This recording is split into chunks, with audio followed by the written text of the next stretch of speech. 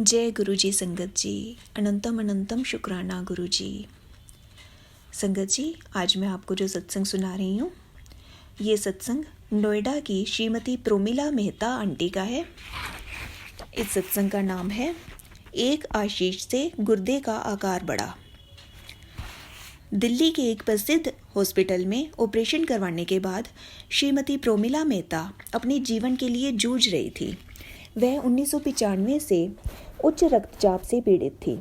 जुलाई 2000 में उनकी गर्भाशय निकालने की क्रिया हुई। डॉक्टर ने ऑपरेशन करते हुए उनके उच्च रक्तचाप की उपेक्षा कर दी। ऑपरेशन के पश्चात उनका रक्तचाप बढ़कर 180-120 हो गया और 2 सप्ताह तक उसी स्तर पर रहा। फलस्वरूप उनके गुर्दे खराब हो गए और उसका कोई उपचार नहीं था। उनका क्रिएटिनिन का परिणाम 1.8 पहुंच गया, जो सामान्य मनुष्य के लिए अति उच्च स्तर माना जाता है। प्रोमिला ने स्वस्थ होने के लिए ऑपरेशन करवाया था, किंतु उसके बाद उनकी जान पर बन आई। शरीर के दूषित रक्त को स्वस्थ करने के लिए दोनों गुर्दों ने ही कार्य करना बंद कर दिया था। प्रोमिला कई डॉक्टर्स के पास घूमी। उनका उपचार बंगलोर, दिल्ली के एम्स और नोएडा के कैलाश हॉस्पिटल में हुआ, किंतु कहीं भी लाभ नहीं हुआ।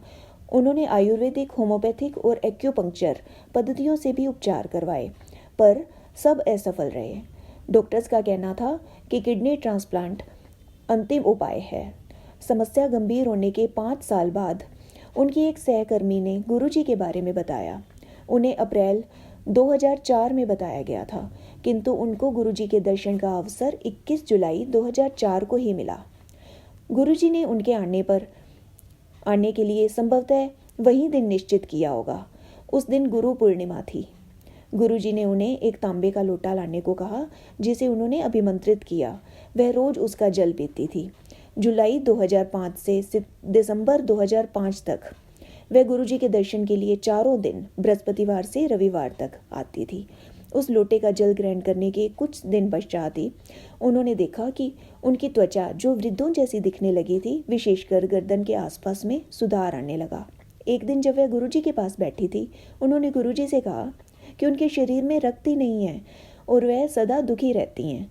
गुरुजी यह सुनकर मुस्कुराए, पर कुछ बोले नहीं। 13 दिसंबर को प्रातः 5 बजे वह अचानक उठी तो उन्हें अपनी नाक कुछ चिपचिपी सी लगी। उन्होंने बत्ती जलाए बिना ही अपनी नाक अपने रात्रि वस्त्र से पोंछ ली। थोड़ी देर के बाद उन्हें लगा कि वह फिर भी बह रही है।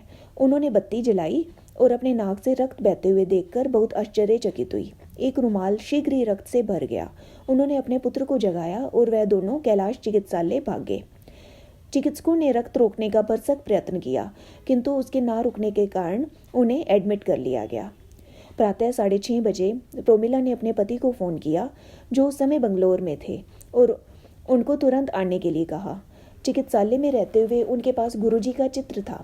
पता लगा कि रक्त बहने का कारण गुर्दों का सही रूप से कार्य ना कर पाना था। समस्या के उपचार के लिए उनका 4 दिन में 3 बार डायलिसिस किया गया। साथ ही 3 रक्त की बोतलें और 2 प्लाज्मा की बोतलें भी चढ़ाई गई। उनकी त्वचा का रंग पीले से लाल हो गया, जिसके लिए उन्होंने कुछ दिन पहले गुरुजी से विनती करी थी। यदि आप गुरुजी से कुछ भी मांगेंगे और वह आपके भले के लिए होगा, तो वह आपको मिल जाएगा। 1 सप्ताह में वह चिकित्सालय से बाहर निकलकर गुरुजी के पास आई। गुरुजी ने उनको बताया कि उनके दोनों गुर्दे सही हैं और उन्हें नवजीवन मिला है। वह गुरुजी के दर्शन के लिए आती रही और उनके आशीष का अभिन्न अंग लंगर भी करती रही। गुरुजी के लंगर में स्वादिष्ट सब्जियां, चटनी, अचार, मिठाई इत्यादि होते हैं, जिनके लिए डॉक्टर मना करते हैं, पर श्रीमती प्रोमिला उस भोजन को शीघ्रता से पचा पाती थी और उनका पूरा सप्ताह सुखपूर्वक व्यतीत होता था। फरवरी 2006 में वह फिर बीमार हो गई और उन्हें कैलाश हॉस्पिटल में 3 बार डायलिसिस कराने पड़े। उन्हें अखिल भारतीय आयुर्विज्ञान संस्थान में वृक्क रोग विशेषज्ञ से मिलने का समय मिल गया, तो उन्होंने अल्ट्रासाउंड करवाने का परामर्श दिया। उनके अनुसार यदि उनके गुर्दे का आकार अगस्त 2003 के समान हुआ तो औषधियों का सेवन करती रहेंगी, अन्यथा उसके घटे हुए होने पर किडनी ट्रांसप्लांट करवाना आवश्यक होगा। श्रीमती मेहता ने एक स्थानीय प्रयोगशाला से टेस्ट करवाया तो गुर्दों का आकार कम निकला। उन्होंने गुरुजी के पास आकर उनके आशीष की कामना करी। यह जानते हुए भी कि डॉक्टर ने किडनी ट्रांसप्लांट अंतिम उपाय सुझाया है, गुरुजी ने उन्हें दोबारा आशीर्वाद दे दिया। अगले सोमवार को प्रोमिला ने उसी प्रयोगशाला से अपना टेस्ट करवाया जिसने अगस्त 2003 में किया था। चमत्कार से वह उसी आकार का पाया गया जो 2003 में था। अतः अब किडनी ट्रांसप्लांट का प्रश्न ही नहीं था। हॉस्पिटल में रहते हुए उन्होंने गुरुजी के चित्र अन्य रोगियों को भी दिए। वह भी शीघ्र ही स्वस्थ होकर बाहर आ गए।